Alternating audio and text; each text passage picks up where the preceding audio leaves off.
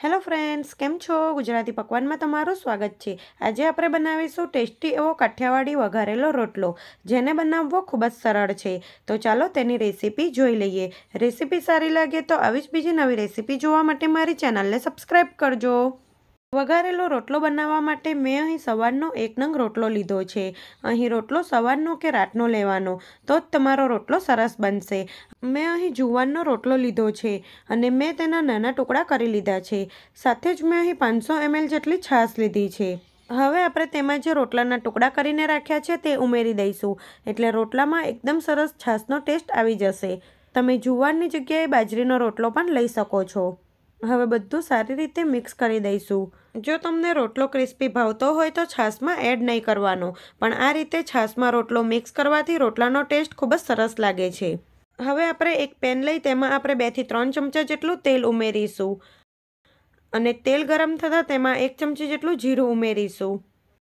જીરું થાય એટલે તેમાં 1/4 ટેબલસ્પૂન જેટલી હિંગ ઉમેરીશું।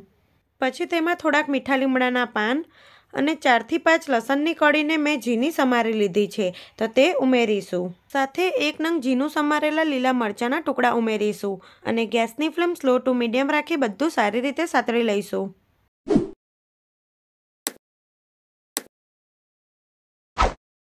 લસણ અને મરચાં સારી રીતે સતળાઈ જાય પછી તેમાં 1 નંગ ઝીણી સમારેલી ડુંગળી લીધી છે તો તે ઉમેરી દઈશું અને ડુંગળીને પણ આછા ગુલાબી રંગની થાય ત્યાં સુધી સાતળી લઈશું।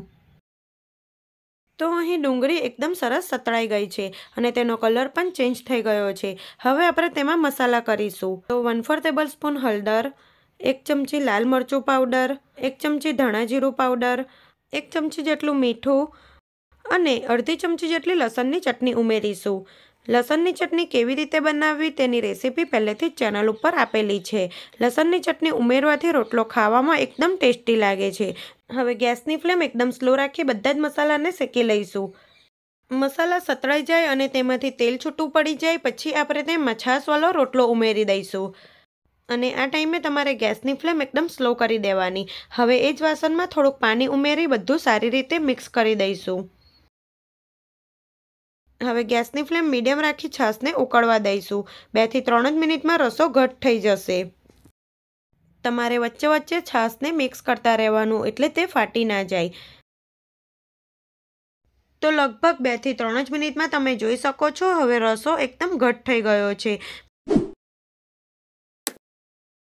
પછી તેમાં 1 થી 1.5 ચમચી જેટલો ગોળ ઉમેરીશું। અહીંયા તમારી છાશ કેટલી ખાટી છે તે પ્રમાણે તમારે મીઠાશ ઉમેરવાની અને એક વખત સારી રીતે મિક્સ કરી દઈશું। હજી આપણે 1 થી 2 મિનિટ માટે સ્લો ફ્લેમ પર થવા દઈશું અને ઉપરથી આપણે થોડાક લીલા ધાણા નાખીશું અને તેને પણ મિક્સ કરી દઈશું। હવે આપણે ગેસની ફ્લેમ બંધ કરી દઈશું। તો અહીંયા આપણો ટેસ્ટી ગરમા ગરમ વઘારેલો રોટલો બનીને બિલકુલ તૈયાર છે। આપણે તેને પ્લેટમાં સર્વ કરી લઈશું। તો એકદમ ટેસ્ટી કાઠિયાવાડી વઘારેલા રોટલાની રેસીપી તમે એક વખત જરૂરથી ટ્રાય કરજો અને તમને આજની રેસીપી કેવી લાગી તે મને કોમેન્ટ કરી જરૂરથી જણાવજો। જો તમને મારી રેસીપી ગમી હોય તો વિડીયોને લાઇક કરજો અને આવી જ બીજી નવી રેસીપી જોવા માટે મારી ચેનલને સબસ્ક્રાઈબ કરજો। Thanks for watching.